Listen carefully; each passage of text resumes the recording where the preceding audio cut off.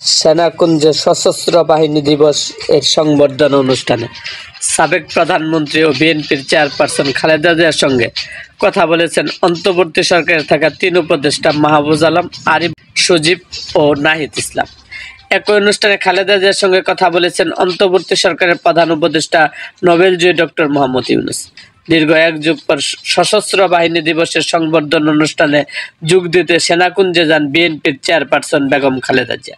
এদিকে নাহিদ তার ফেসবুক আইডিতে বিএনপির চেয়ারপারসন ও সাবেক প্রধানমন্ত্রী বেগম খালেদা জিয়ার সঙ্গে সাক্ষাতের কয়েকটি ছবি পোস্ট করেছেন। ছবির বর্ণনা তিনি লিখেছেন, সশস্ত্র বাহিনী দিবসের অনুষ্ঠানে বিএনপির চেয়ারপারসন বেগম খালেদা জিয়ার সঙ্গে আন্তরিক কুশল বিনিময়।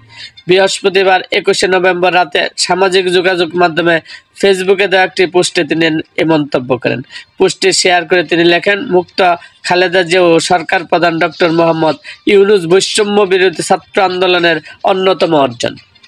এরকম আরও ভিডিও পেতে এবং রাজনৈতিক অঙ্গনে নানা ঘটনা ও ইতিহাস জানতে আমাদের মুক্তাগাছার ইতিহাস মিডিয়া ইউটিউব চ্যানেলটিকে সাবস্ক্রাইব করুন এবং পাশে থাকা বেল আইকনটি বাজিয়ে দিন।